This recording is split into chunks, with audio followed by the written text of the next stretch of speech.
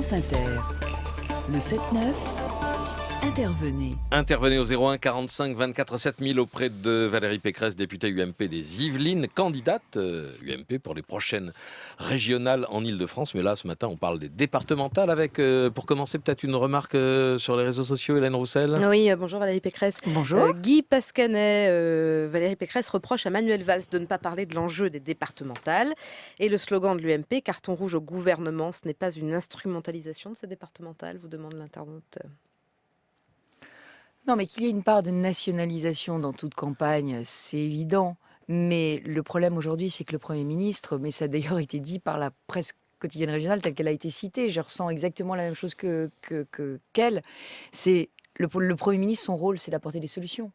Qu'est-ce qu'on fait quand on a 10% de chômeurs dans un pays ?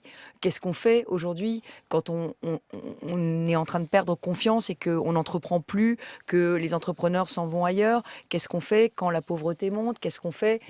J'ai vu que Manuel Valls est en train de faire une réforme éducative, mais la vérité, c'est que c'est encore une énième réformette. C'est-à-dire, qu'est-ce qu'on fait pour résoudre les problèmes d'échec scolaire ? Enfin, je veux dire, on a les collèges. Les départements, c'est les collèges. On est en train de réformer les collèges. Manuel Valls n'en a pas parlé, il n'en a pas dit un mot. Donc, je veux dire, voilà, c'est ça la frustration qu'on a ressentie. On a ressenti le sentiment qu'un Premier ministre, aujourd'hui, dans la situation du pays, il doit donner un cap, il doit fixer des solutions. Et il ne doit pas nous parler politique, parti. Les gens ne nous parlent pas des partis quand on va les voir. Ils nous parlent de leurs problèmes quotidiens. Alors, malheureusement, Valérie Pécresse, mais les auditeurs qui nous appellent ce matin vous parlent quand même de politique et de la situation des partis, parce que les échéances sont là, elles sont proches, les départementales, ensuite les régionales, et puis il y a la perspective déjà de la présidentielle de 2017. Pierre nous appelle des Alpes-Maritimes. Bonjour Pierre.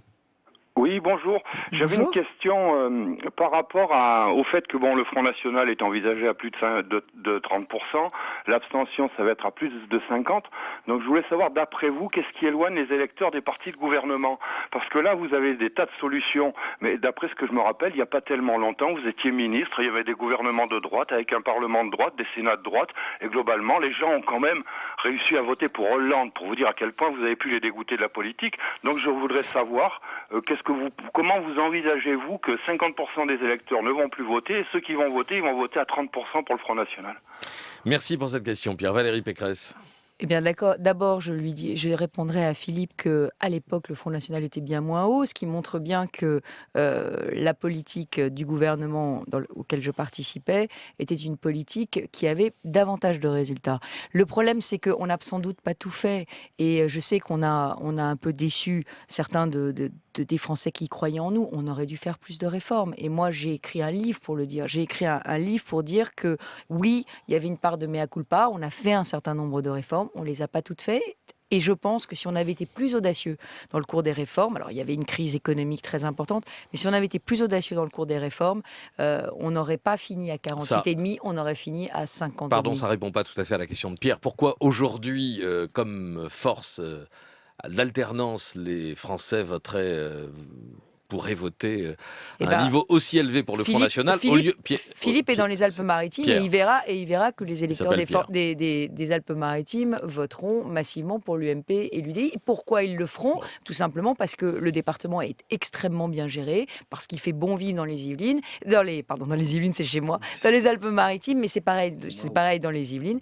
Non, je crois qu'aujourd'hui, le sujet, c'est quelles solutions les candidats apportent à vos problèmes. Et vous verrez les résultats. Les résultats ne seront pas ceux que vous lisez dans les sondages. Nous verrons. François nous appelle de Nantes. Bonjour François. Oui, bonjour madame. Bonjour. Bonjour monsieur Cohen. Bonjour. Je vous appelle avec une question qui correspond d'ailleurs à une question que vous a posée monsieur Cohen. Moi en 2007 j'ai voté Sarkozy au premier tour. En 2012 j'ai voté Bayrou. Là aux prochaines élections, il est absolument impossible pour moi, quand je vois l'incohérence de la politique menée par l'équipe Sarkozy et de voir que M. Sarkozy reprend la présidence de l'UMP, de voter UMP. Le Front National ne correspond absolument pas à mes valeurs, et je suis d'accord avec vous sur ce point.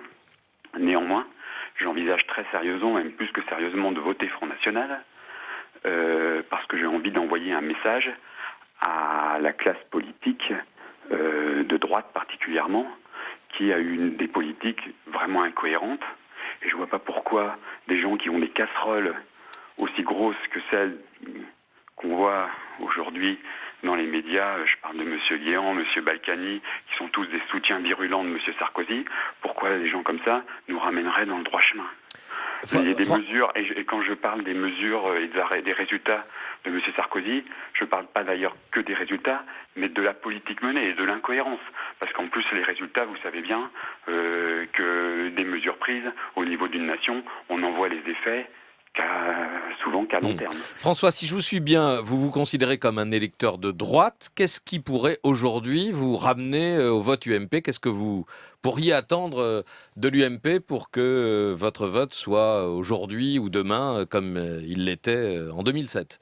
Déjà un ménage à la tête de l'UMP, des gens qui n'ont rien à faire à l'UMP, d'après moi, qui véhiculent des valeurs qui sont pas des valeurs de liberté, mais d'intérêt personnel, de magouille. Avoir aussi des gens qui ont une cohérence, pas de la gestion à la petite semaine qu'on a eu pendant les 5 ans Sarkozy. Un problème, on sort une loi. Des interventions d'un président qui montre qu'il ne connaît pas le monde des entreprises. Par exemple, qui vient vous expliquer que les bénéfices doivent être répartis entre un tiers pour les actionnaires, un tiers pour les salariés, un tiers pour l'État. Ça, c'est du grand n'importe quoi. Entre une entreprise qui est capitalistique et qui utilise donc des moyens de production énormes et par exemple une société de consultants qui fait de la formation, vous ne pouvez pas avoir du tout la même répartition de la richesse. Si de l'entreprise capitalistique, vous mettez qu'un tiers pour les actionnaires, il n'y aura jamais plus d'actionnaires dans cette entreprise. C'est du grand n'importe quoi. Enfin, on a eu pendant 5 ans la démonstration d'une méconnaissance d'un tissu économique énorme. Moi, je suis dirigeant d'entreprise. J'ai été abasourdi. Et c'est pas sur les résultats, parce qu'il y a eu des circonstances particulières. Mais quand j'ai vu les mesures qui étaient prises, je me disais, ça ne prépare pas le long terme. Ça ne prépare pas la rénovation de la France. Okay. Et voilà. Valérie Pécresse va vous répondre. Restez en ligne. Moi, je voudrais répondre plusieurs choses. D'abord, c'est vrai que je comprends qu'un certain nombre de personnes qui sont impliquées dans le tissu économique aient été déçues. On avait promis un certain nombre de choses, et notamment, on avait promis que le temps de travail serait fixé par entreprise. On avait promis un allègement du droit du travail. Et c'est vrai que sur un certain nombre de ces promesses et de ces espoirs, on les a pas tenus. Donc, il faut qu'on fasse notre mea culpa. On ne peut pas espérer regagner la confiance des Français si on ne tient pas un discours différent et si on ne prend pas des engagements. Mais il y a plusieurs choses que je voudrais répondre à notre interlocuteur. D'abord, le fait qu'il y aura des primaires à l'UMP en 2016. C'est-à-dire que c'est les Français qui choisiront le candidat de la droite. Le candidat de la droite ne leur sera pas imposé par des partis. Il sera leur choix. Et ça, c'est un grand changement. Donc, il pourra voter aux primaires, il pourra choisir son candidat de la droite. Et la deuxième chose que je veux dire, c'est que les élections locales dont on est en train de parler, les départementales, peut-être les régionales l'année prochaine, sont des moments où on va pouvoir tester aussi la confiance qu'on peut faire dans des élus de droite pour gérer le pays autrement. Et je suis d'accord pour dire qu'il faudra de la constance, il faudra des engagements très sérieux et il faut choisir les bons candidats. Et des idées nouvelles aussi ? Alors, parce que elles sont où les idées nouvelles que Nicolas Sarkozy avait promises en arrivant à la tête de l'UMP ?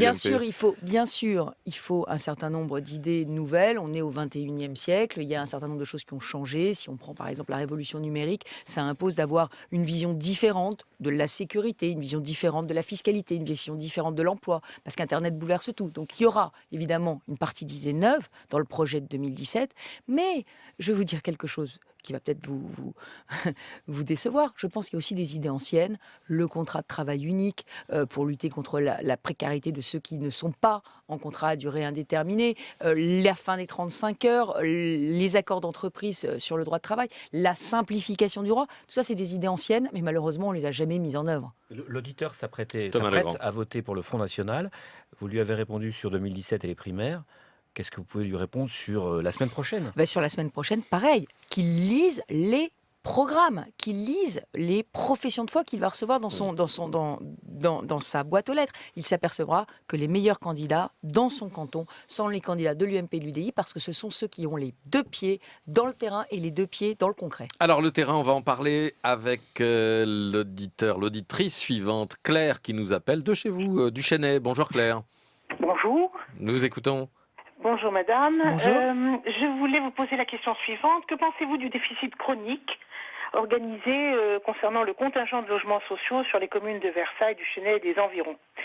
L'établissement foncier du département des Yvelines devrait transmettre ses compétences à la région Île-de-France. Et qu'imaginez-vous pour redresser cette situation qui conduit les travailleurs au service des habitants des communes riches à parcourir quotidiennement plus de 2 heures de trajet par jour. La ville du Chesnay, notamment, vient de payer une amende de 140 000 € pour déficit de logements sociaux. Et le maire ne se cache pas d'assumer ce choix en alimentant le cochon, c'est-à-dire la tirelire. Quel remède à ces situations qui deviennent tout à fait intolérables parce que ces communes donc, font travailler des gens qui habitent très très loin et qui, eux, trouvent vraiment des difficultés importantes à se loger dans des conditions convenables, décentes et abordables financièrement. Merci Claire, vous voyez, on parle de terrain aussi. Valérie Pécresse. C'est exactement les questions qu'on nous pose. Eh bien, sur l'Île-de-France, moi, j'ai décidé de prendre le taureau par les cornes. J'ai rassemblé dans un club qui est le club des maires reconstructeurs, plus de 70 maires, dont 45 qui ont été élus juste là, en 2014, pour qu'on voit comment on allait faire pour débloquer la situation du logement. Mais je voudrais quand même dire à notre interlocutrice que si cette année, on a moins construit qu'en 97, je crois, c'est-à-dire qu'on a fait un bond en arrière dans la construction de logements, et notamment dans la zone la plus tendue, qui est la zone parisienne, enfin grand parisienne, on va dire, c'est aussi à cause de la loi Duflot. J'ai eu l'occasion ici d'expliquer à quel point cette loi avait congeler le paysage du logement. Alors le problème du mal logement, il y a des maires qui ont une mauvaise volonté.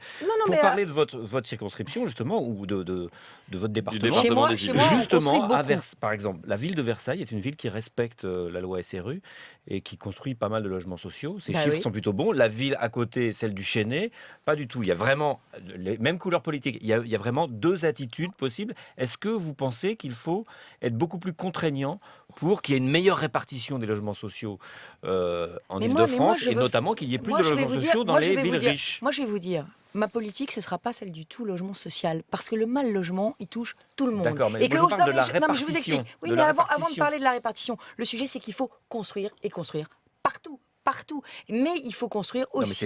On parle des attributions là, de logements, pas la construction. Mais on n'attribue pas la pénurie. Si les logements n'existent pas, il faut d'abord débloquer le principe de la construction. Vous parliez d'une ville que je connais bien, la ville de Versailles. On a aujourd'hui une vraie zone foncière dans laquelle on voudrait construire. Les élus veulent construire depuis 15 ans, qui s'appelle le camp militaire de Satory. Il y a déjà 20% de logements sociaux à Versailles, donc c'est pas mal. Mais le Chesnay, c'est pas du tout le cas. Mais le sujet aujourd'hui, c'est qu'il faut construire pour tout le monde. Il faut construire aussi pour la classe moyenne. Qu'est-ce qui se passe aujourd'hui? C'est que non, je change absolument pas de sujet. Vous ne parlez pas de la mixité sociale et de la répartition. Mais si justement la mixité sociale, c'est dans les 2 sens. Le sujet aujourd'hui, c'est qu'il ne peut pas y avoir des villes avec 50% de logements sociaux et des villes qui n'en ont pas du tout. Le Chesnay doit prendre sa part. Mais le Chesnay est en ligne encore. Pardon, le Chesnay est en ligne. Il nous reste quelques secondes. Attendez. Moi, je veux que toutes les villes qui n'ont pas 20% de logements sociaux les construisent. Je veux qu'on respecte la loi. Mais au-delà de ça, je pense qu'il faut construire pour tout le monde, parce que sinon, qu'est-ce qui se passe? Les classes moyennes, elles vont demander du logement social. Et donc le sujet aujourd'hui, c'est construire pour tout le monde, y compris du logement intermédiaire. Et c'est ça qui nous manque. Un droit de suite de Claire, s'il vous plaît, qui connaît bien son sujet. Claire. Absolument, je connais très bien le sujet et je voudrais quand même souligner que, alors que nous étions sous la majorité précédente, le maire du Chesnay, alors que nous avions demandé une enquête d'utilité, le maire du Chesnay a fini par lâcher l'affaire et céder le terrain qui était disponible aux Mormons, alors qu'il y avait matière là sur ce territoire à construire quelque chose qui rendait service à tout le monde, aux riches, aux pauvres, aux vieux et aux jeunes. Et au lieu de faire un tour de table qui aurait permis de trouver des solutions équitables pour tout le monde, on a laissé l'affaire couler et laissé s'installer ce bâtiment alors qu'il ne présente pour la commune aucune utilité réelle. Alors, Monsieur Cohen, vous voyez bien la démonstration de ce que je vous dis. Aujourd'hui, les Français, c'est leur problème quotidien de territoire qui les intéresse et c'est pour ça qu'ils vont voter. C'est le maire qui doit attribuer les logements sociaux ou plus largement la communauté de communes comme le propose le maire Manuel Valls. Ou une entité future qui serait celle du Grand Paris. Non, mais attendez. Avec l'État. Attendez, c'est pas comme si. Un dernier mot. C'est pas comme si l'État avait eu que des succès avec la politique des grands ensembles. Donc ne recommençons pas les erreurs du passé. Les maires ont la légitimité du suffrage universel. Mais si jamais je suis élue présidente de région, je peux vous dire qu'on construira en Île-de-France et on construira massivement pour tout le monde. Merci Valérie Pécresse d'être venue ce matin au micro de France Inter.